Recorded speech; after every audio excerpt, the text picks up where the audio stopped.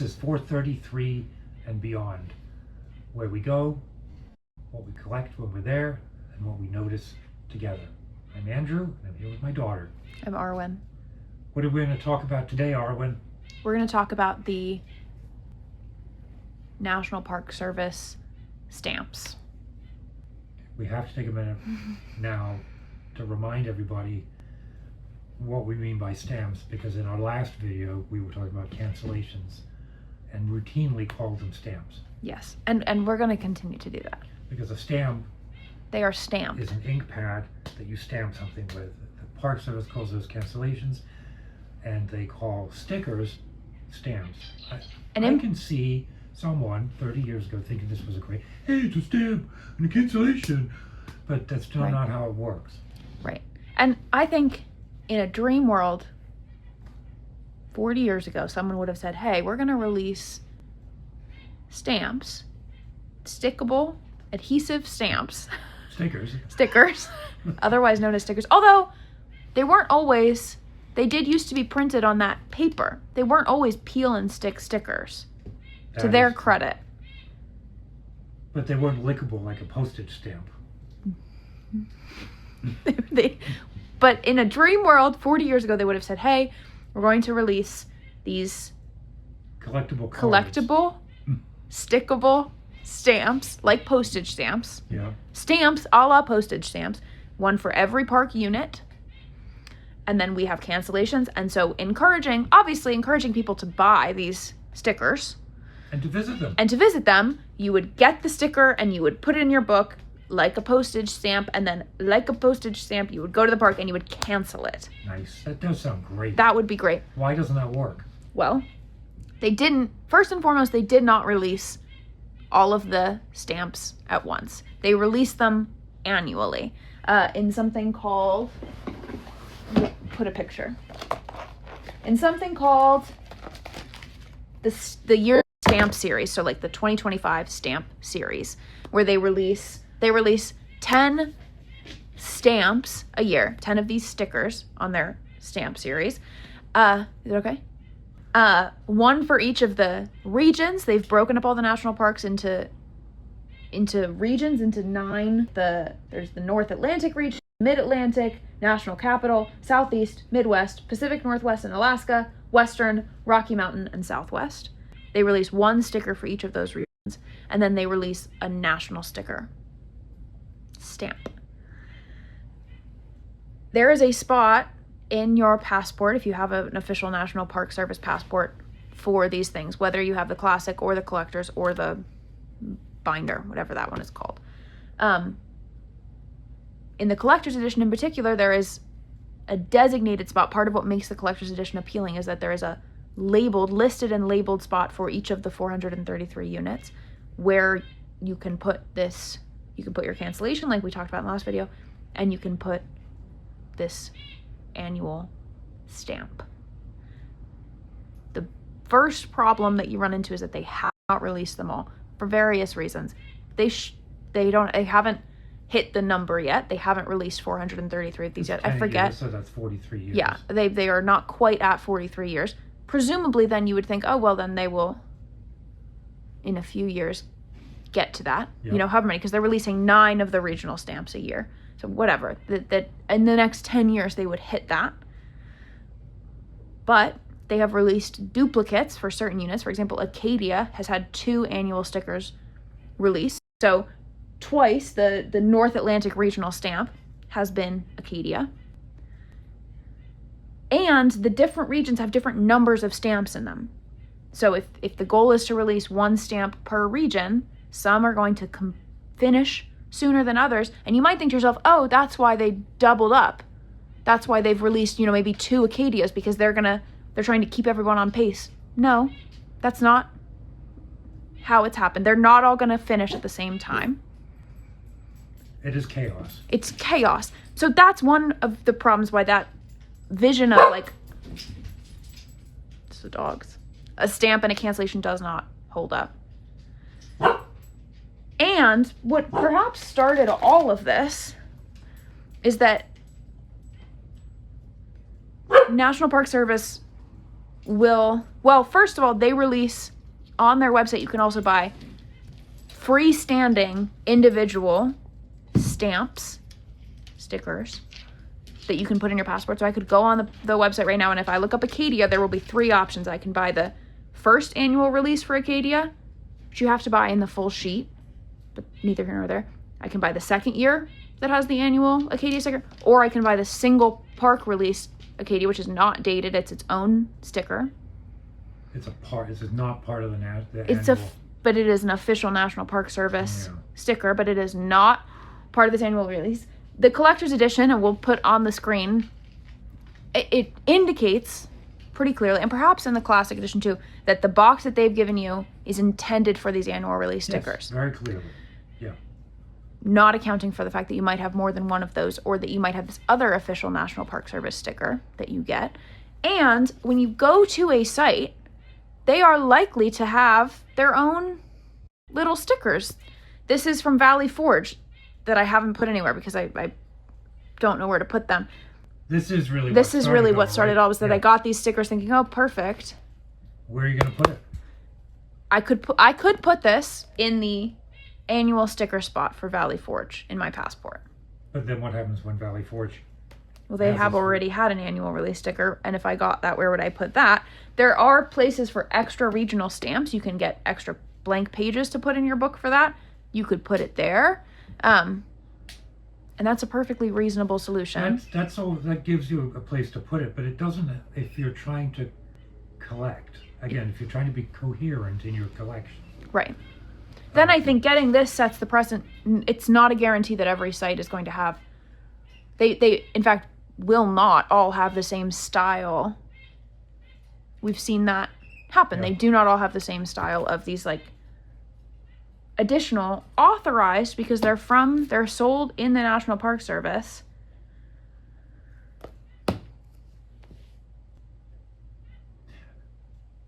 The other problem implied in what you're saying is when you go to a location and the sticker hasn't been released yet. Which is a very real... Which happens all over all the time. What are you supposed to do there if you're trying to combine the two? Yeah, it becomes impossible to have the cancellation be an actual cancellation. Collecting the stickers, what they call the stamps, is a real conundrum. I don't think it can be, unless you say I want every sticker. I think you could say I would like all of the annual release stickers. And everything else can just go in a scrapbook somewhere, or on my laptop, or my water, or blinders they don't on. exist.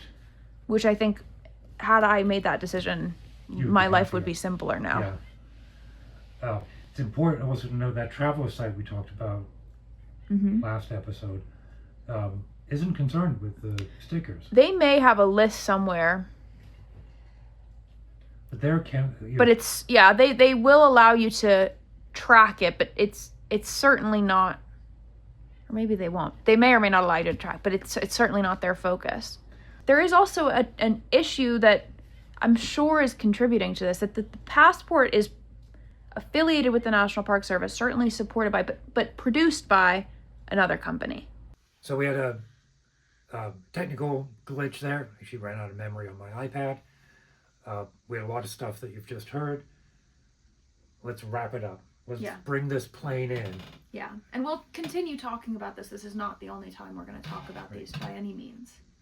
So how would you summarize the stamps? Everything we were talking about. What are the points that everyone should know about stamps? The number one thing about the stamps is that they are stickers.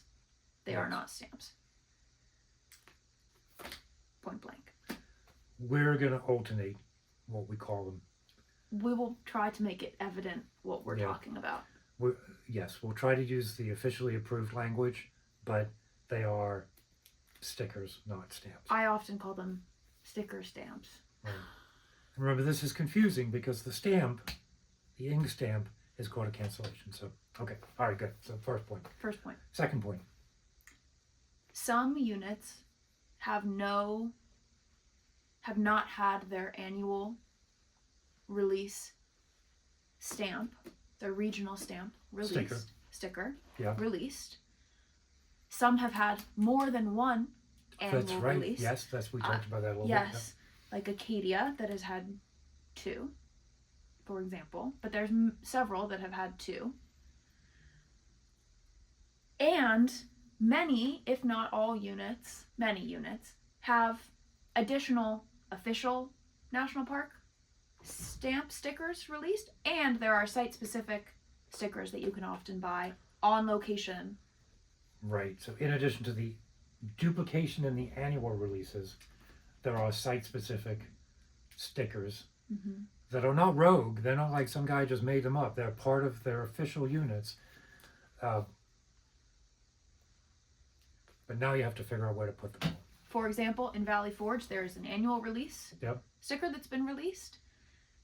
There is an individual, I think, National Park Service sticker for Valley Forge that is very similar to the regional annual stickers. It has the written description and the picture, I believe, but it is, or maybe just a picture. Mm-hmm. It's released from the central office, and these are not even 1 but 2 additional stickers that you could get at Valley Forge.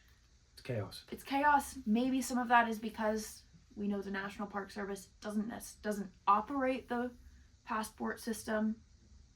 It's outsourced to some company, which explains but does not excuse the difficulty in placing them, or does not solve the issues. Even if we can explain why they happen, it creates the problem. Yeah. And in a book like the Collector's Edition Passport, which we're going to talk a lot about because it's what I have and it's sparked a lot of these questions, they are pretty prescriptive in suggesting that the stickers that go here are those annual release stamps, and there's only 1 spot for them. Where do you put the others? If you want to go to Valley Forge and buy what they have, do you put this here and assume that you're never going to put the annual release stamp there? Right. Or do you put these somewhere else? Yep, that's the question. That's what we're going to be talking about. There are a number of different ways that we've come up with to talk about how to solve for it, including like that secondary notebook system. My approach is to ignore the stamps. But in the back of my mind is this image of a passport with a stamp for a location and the cancellation on the stamp. That's nice, right? Yeah. But it's unachievable. It's unachievable. And so how you choose to handle that is fine. Yeah. The stamps lend themselves to scrapbooking, don't they? They really do. You know, you have do you have the calendar one? Yes. So once you start to see things like this, so this is from the National Park Service, but it's in the 2026 calendar. Additional calendar stickers, not stamps, stickers, shaped as if they could go in your passport. Where would you like me to put this? But what should we do with that? I could see it on a scrapbook page with some watercolors and a little poem. Yeah, especially when you think about third party, like the Travel Stamp Company, which releases beautiful stickers that are more shaped after postage stamps. They're beautiful, great to collect, probably wouldn't fit in this passport, but maybe you've decided that's what you'd rather collect because they are more consistent with releasing.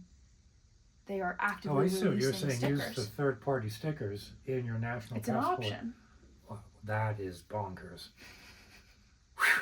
But it's an option, and whatever your choice is, that's fine.